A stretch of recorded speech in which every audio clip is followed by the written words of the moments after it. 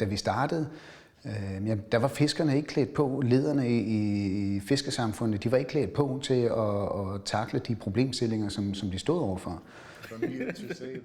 Is that there's a lot of skill and competence sitting in communities.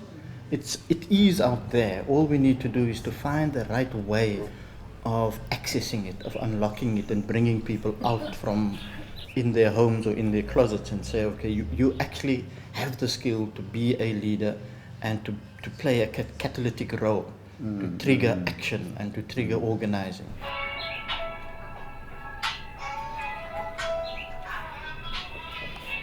We'll start at around about 11.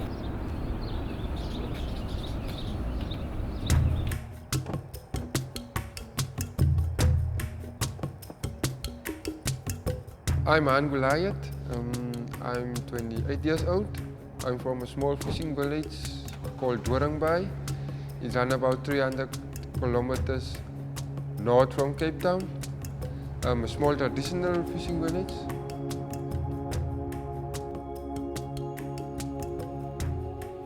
I became a fisher at the age of 13. I was really very young when I was going to my father to sea, start learning the activities like how you prepare your lines, your rui, and so on. So I'm a fisher from a very young age, but I was just in a position whereby I can finish my school. Late 2001, early 2002, I start permanent fishing, up to whereby we meet this organization, Coastalings. You've got to know that you go into a community where nobody knows you, you don't know anyone. The first thing you do is you go to where people are, where people congregate. If it is the street corner, then you speak to whoever is on the street corner. We say that the way we worked it is that we went to the launching site, where the little boats go out and they come and land again. We went there. Han was introduced to us by a fishing leader in his community a few years ago. We didn't know him.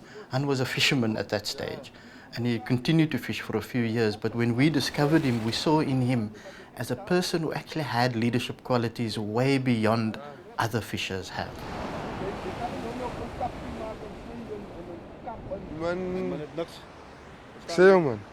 Man say, the waves is big and the boat is small. I say, there's no other way. Yeah. I was giving more and more time in working with fishers and the rights of the fishers. Being more active and more on board in getting more information through to Coastalings and Masifundise and get information from them. I became very passionate about this organization. Ja, gaan jullie even hem vragen voor die zaal, is het oké? Oké. I am locally a chairperson of Coastalings, but I'm also the chairperson of Coastalings as an organization. All right. Thanks, man. Oh.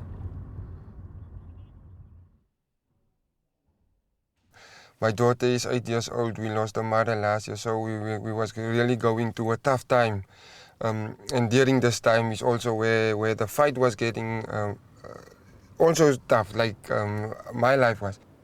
If I'm away from home, then she's staying with my mother. But my mother also, she was working 25 years in a canning and in one of the factories of the big companies, and so her health is not also that great. A couple of times I was away from home, then she phoned me, okay, lying for 2 days in hospital again, And then things start. I'm not so focused on my work as a community leader fighting for fishers to get access to that. I just need to.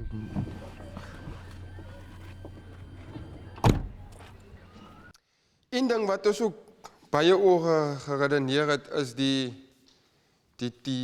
tag wat hulle sê, en julle weet mos nou, daar is net 'n sekere hoeveelheid kry wat mag gevang word. For sustainable readers mag nie meer as daai uitkom nie. En die tag vir die jaar is 2500 ton. kreef. Nou, ons weet mos ons het die erkenning binne in die wet. Actually, you must give them time to reprocess everything. To think it over, think those issues through, and then let they come back so that they can have some better discussions, you know. It's very difficult to accept or let them respond immediately, because we say it's ordinary fishers, low-educated people, so yeah, they are not that quick in thinking, you know. So we let them having this week or 2-3 days to discuss, think through these issues and raise their concerns after. Now the big shift that's going to have to happen in the future, in the coming years, is it has to start under the leadership of Coastal Links and Masifundise in the Western Cape, but it has to take on a national identity. So for the coming period, giving it a national identity is going to be crucial.